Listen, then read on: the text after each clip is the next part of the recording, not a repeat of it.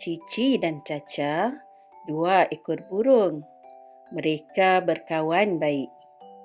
Pada suatu hari, mereka terbang ke kampung Mahligai.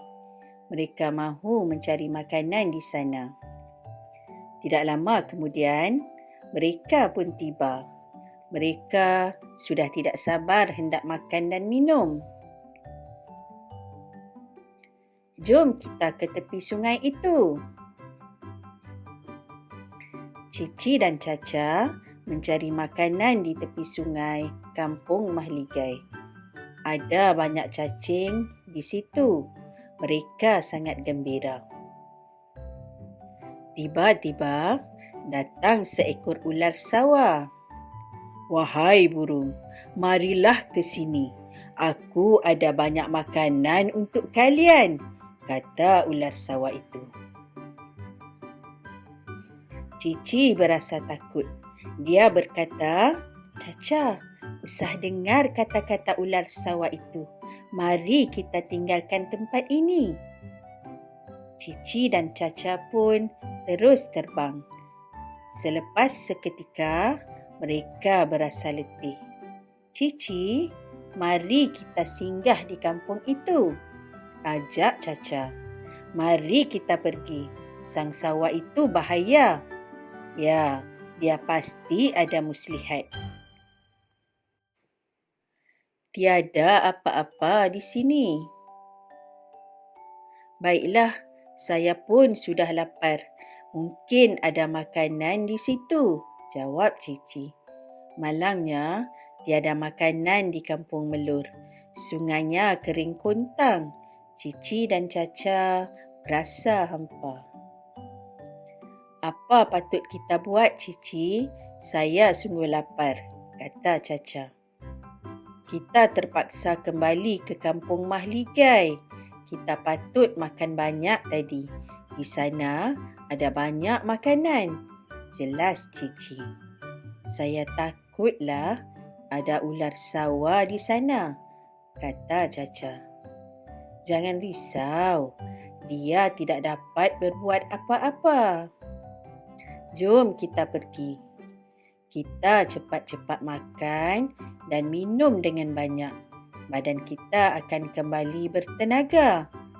Bolehlah kita terbang tinggi," jelas Cici. Caca berasa lega. Kemudian, mereka pun terbang ke kampung Mahligai. Cici dan Caca tiba di kampung Mahligai. Mereka terus minum air sungai.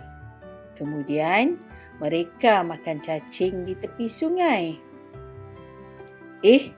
Mereka datang lagi. Tiba-tiba, ular sawah itu muncul lagi.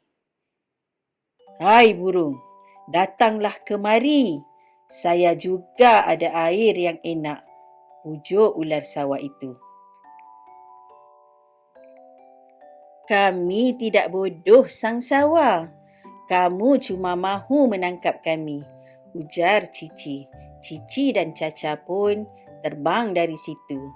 Cis, gagal lagi. Ular sawah berasa marah. Rancangannya menangkap Cici dan Caca tidak berjaya. "Aku mesti mencari helah baharu," kata ular sawah itu. Cici dan Caca tiba di kampung Melur semula. Mereka berehat di situ. Mereka ketawa riang. "Kamu bijak, Cici," puji Caca. Cici gembira dengan pujian itu. Cici kemudiannya berkata, "Nasib baik kita sudah makan dan minum dengan banyak tadi. Saya tidak berasa letih." "Saya setuju dengan kamu, Cici. Mulai sekarang, kita makan dan minum di kampung Mahligai. Kemudian, terbang ke kampung Melur. Kita berehat di sini," kata Cici. Caca bersetuju dengan rancangan Cici. Keesokan harinya, Cici dan Caca kembali ke kampung Mahligai. Perut mereka lapar kembali. Mereka mencari cacing di tepi sungai. Tiba-tiba, Cici ternampak cacing yang besar. Badannya penuh dengan tanah. "Caca, tengok di sana. Ada cacing besar." "Cacing itu mungkin berbahaya." Caca memandang ke arah yang diberitahu Cici. Caca sungguh terkejut. Caca tidak pernah melihat cacing sebesar itu. "Jangan dekati cacing itu, Cici. Kita mungkin akan diserangnya," kata Caca. "Mereka perlu berhati-hati." "Jangan risau, saya bukannya burung yang bodoh," kata Cici pula. Cici pun menoleh ke arah cacing besar itu lalu bertanya, "Kamu siapa?" "Sayalah raja cacing di sini," jawab cacing besar itu. "Saya hendak memberi nasihat kepada kalian. Saya sengaja datang berjumpa kalian." "Nasihat?" kata Cici dan Caca serentak. "Kalian berdua tentu lapar.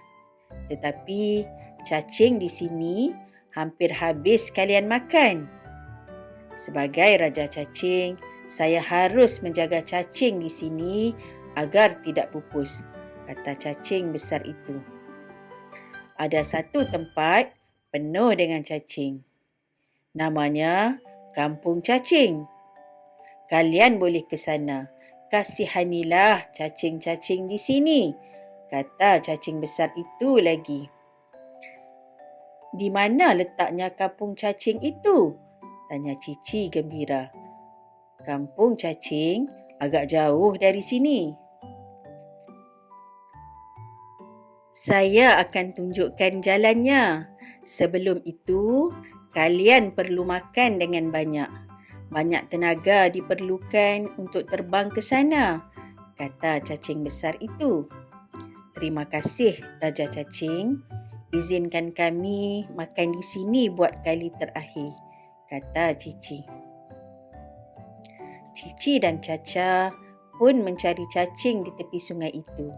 Cici makan dengan banyaknya. "Jangan makan lagi, Cici." "Sudahlah, Cici. Kamu makan terlalu banyak," kata Caca. "Kita akan terbang jauh. Jadi, kita perlu makan dengan banyak," kata Cici. "Nampaknya kalian sudah terlampau kenyang.